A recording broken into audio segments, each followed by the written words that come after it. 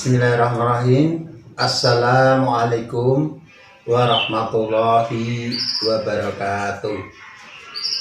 Salam sejahtera untuk kita semua. Selamat pagi anak-anakku peserta MPLS yang berbahagia. Pada pagi ini pertama mari kita panjatkan puji syukur kehadirat Allah Tuhan Yang Maha Esa, karena pagi hari ini kita diberi kesempatan, waktu, sehat, dan peluang untuk belajar sesuatu yang bermanfaat. Anak-anakku, perkenalkan, saya adalah Bapak Slametyono, atau di sekolah dipanggil Pawi, sebagai pengampu guru bahasa Inggris. Pada acara MPLS ini, Pak Guru akan menyampaikan tentang aktivitas belajar yang efektif dan efisien. Jadi ada 3 kata kunci yang akan kita pelajari. Pertama untuk belajar efektif, efisien. Supaya kita paham, tentu kita harus cari dulu maknanya, apa itu belajar, apa itu efektif, apa itu belajar itu apa, efisien. Anak-anakku, menurut Kamus Bahasa Inggris atau Cambridge Dictionary, learning is an activity of getting knowledge. Belajar adalah kegiatan atau upaya untuk memperoleh ilmu pengetahuan. Jadi yang diperoleh dalam kegiatan belajar itu ilmu pengetahuan, bukan uang, bukan pacar, bukan yang lain-lain. Jadi itu. Jadi kalian kalau belajar ya apa itu efektif? Ya, karena efektif itu bahasa serapan dari bahasa asing, maka saya menggunakan kamus asing. What is effective? Effective is doing something right and on target. Jadi efektif adalah melakukan suatu hal yang benar dan tepat sasaran. Ya, jadi itu efektif. Nah, selanjutnya adalah efisien. Ini karena serapan juga dalam istilah asing. What is efficient? Efficient is do something right and appropriate way. Jadi efisien adalah melakukan suatu hal dengan cara yang benar. Kata kuncinya cara yang benar dan tepat guna. Ya, jadi ada 2 kategori, carane bener, tepat guna. Carane bener ora tepat guna, ya, tepat guna. Carane salah ya ora efisien. Jadi itu makna efektif dan efisien kalau mengacu pada kamus bahasa asing.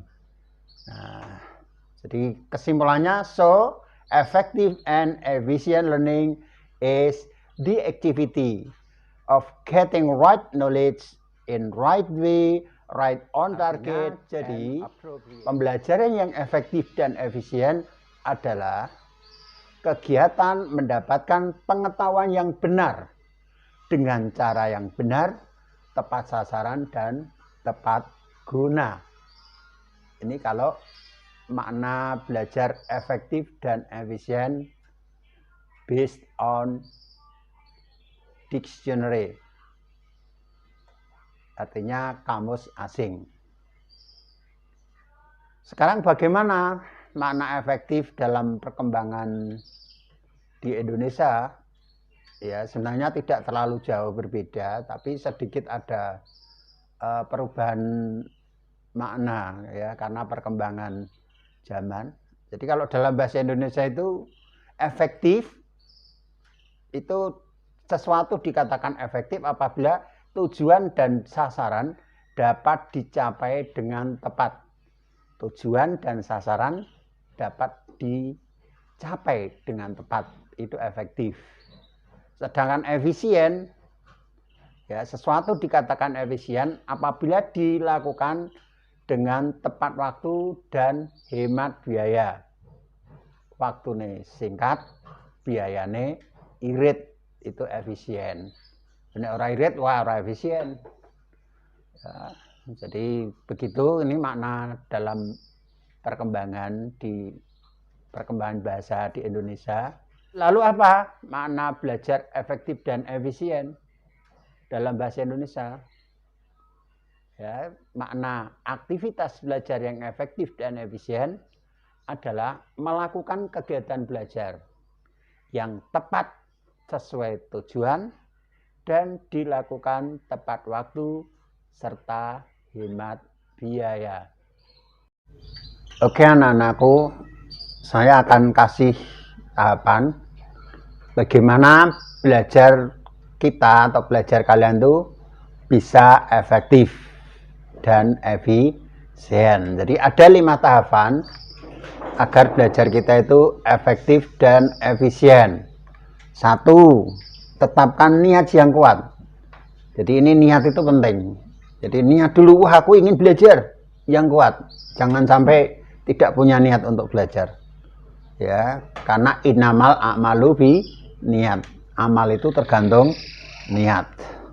Yang kedua, tetapkan tujuan. Wah, hari ini kita mau belajar apa? Tujuannya apa? Misalnya mau belajar bahasa Inggris. Tujuannya bisa memahami simple present continuous. Misalnya. Itu harus ditetapkan dulu. Nah, dan biasanya guru akan memberikan penjelasan sebelum memberikan pelajaran. Oh, hari ini belajar simple present continuous. Ya, tujuannya nanti anak bisa memahami apa bedanya present continuous dan yang lain dan bagaimana penggunaannya misalnya. Itu biasanya guru menjelaskan dulu tujuannya. Selanjutnya adalah buatlah rencana kalian. Rencananya piye engko? Rencana dan jadwal. Itu harus dibuat. Ya, terutama kalau belajar sendiri. Ya, terutama belajar sendiri itu kalian harus punya rencana dan jadwal. Rencana ini penting anak-anak. Kenapa? Karena gagal merencanakan berarti merencanakan kegagalan. Ya, saya ulangi lagi, menurut motivator sukses, orang yang gagal merencanakan berarti merencanakan kegagalan. Jadi rencana itu penting dan buat jadwal. Terus keempat, tentukan langkah-langkahnya. Nah, langkah-langkah sinau sing efektif dan efisien ditentukan, tulis. Oh, nanti pertama ini. Nah, terus gunakan waktu yang tepat. Ya, jangan menggunakan waktu yang tidak tepat. Oke, sekarang saya jelaskan bagaimana langkah-langkah belajar yang efektif dan efisien. Tadi yang keempat tadi ya, karena kalau yang 1, 2, 3 dan 5 sudah paham. Sekarang yang khusus untuk yang keempat yaitu langkah-langkah belajar yang efektif dan efisien. Jadi kita biar belajarnya efektif dan efisien itu bagaimana? Yaitu 1, persiapan. Artinya itu persiapan ya kalau belajar daring ya kita siapkan HP, kita siapkan buku, materi yang dicatat, lalu tempatnya. Ya, jangan sampai pulsanya habis, ya, kuotanya habis untuk belajar, jangan sampai. Disiapkan semuanya. Jadi siap. Semuanya sudah siap. Selanjutnya adalah berdoa, berdoa yang khusyuk. Kenapa? Karena man purpose, God disposes. Manusia itu hanya berikhtiar, berusaha, tapi Tuhan yang menentukan. Maka butuh doa. Ya, doanya bagaimana nanti saya ajari. Doa yang dahsyat. Ya, insya Allah kalau kalian baca, hafalkan, dan diamalkan, efeknya dahsyat. Itu sudah dibuktikan oleh senior-senior kalian. Ya, nanti saya ajari. Yang ketiga, setelah berdoa adalah fokus apa yang kita pelajari. Jadi yang ketiga setelah kita berdoa adalah fokus apa yang kita pelajari. Jadi hari ini pelajari apa? Ya tadi misalnya masalah masalah majas misalnya. Masalah majas di dalam bahasa Indonesia. Kalian harus fokus. Ya pikirannya fokus masalah itu. Jangan sampai pelajarannya majas kamu ingat-ingat yang lain. Ikan makan bakso, ingat ya kekasihmu ya. Oke, next. Setelah fokus, perhatikan dengan cermat apa yang dibaca atau baca dengan pemahaman. Maksudnya perhatikan dengan cermat artinya kalau pas pembelajaran daring guru menerangkan atau materi di video itu menjelaskan, kalian perhatikan dengan cermat dan baca dengan pemahaman. Artinya ini kalau belajar sendiri, maksudnya kalau belajar sendiri baca dengan pemahaman, ojo asal maca. Ya nek asal maca tok ya ora efektif dan ora efisien. Oke, next. Setelah dibaca dengan pemahaman, kalau sendiri atau perhatikan dengan baik ketika daring, maka jangan lupa buat rangkuman hasil belajar. Jadi, tadi hari ini saya mendapatkan ilmu apa? Dirangkum, ditulis. Ya, setelah itu akhiri dengan doa. Ya, minimal kalau orang Islam ya baca hamdalah, alhamdulillahirabbil alamin. Segala puji hanya milik Allah. Jadi kita memuji Allah, memuji Tuhan kita. Ya, alhamdulillahirabbil alamin itu mungkin kalau bahasa agama lain puji Tuhan ya. Atau istilah apalah, intinya kita memuji dan mengucapkan rasa syukur kepada Allah Tuhan yang Esa bahwa kita diberi kesehatan dan diberi tambahan ilmu. Baiklah anak-anakku, sebagaimana janji Pak Guru tadi akan mengajari doa sebelum belajar.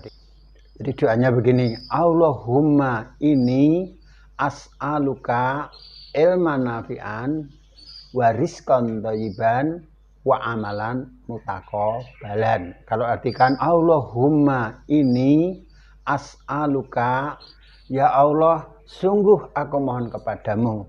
Apa yang diminta? Ilman nafi'an, ilmu yang bermanfaat. Jadi Allah itu Maha penerima doa. Makanya mintalah pada Allah satu, ilmu bermanfaat, rezeki yang baik. Yang terakhir adalah wa amalan mutaqabbalan, amal yang diterima. Maksudnya apa? Ilmu ini manfaat, bisa mendapatkan rezeki, nek wis didit ora pelit, diamal ke wa amalan mutaqabbalan. Jadi doa ini saling terkait. Ini ajaran dari Rasulullah, bukan dari saya, bukan dari siapapun, tapi ini dari hadis Rasulullah SAW yang diriwayatkan oleh Ahmad Ibnu Majah dan Ibnu Asumi. Jadi ini rahasianya. Jadi kalau ada orang yang ilmunya pas-pasan tapi kok bermanfaat, cari kerja gampang ya, karena doanya sesuai. Ya, dan sebaliknya orang yang minta doa ilmu banyak ya mungkin waktu sekolah juara. Ilmunya banyak diberi oleh Allah. Ya, karena minta ilmu banyak. Kalau kita tidak banyak, mintanya ilmu yang bermanfaat. Itu nasihat saya. Dan doa ini sudah dipraktekkan oleh senior-senior kalian, kakak-kakak kelas kalian. Dan alhamdulillah, ya mereka sekarang bekerja di tempat-tempat yang ya bahkan mungkin gajinya lebih banyak daripada Pak Guru itu ya. Demikian, terima kasih, mudah-mudahan bermanfaat. Assalamualaikum warahmatullahi wabarakatuh. Mohon maaf apabila yang saya sampaikan ada hal yang kurang berkenan. Thanks for watching.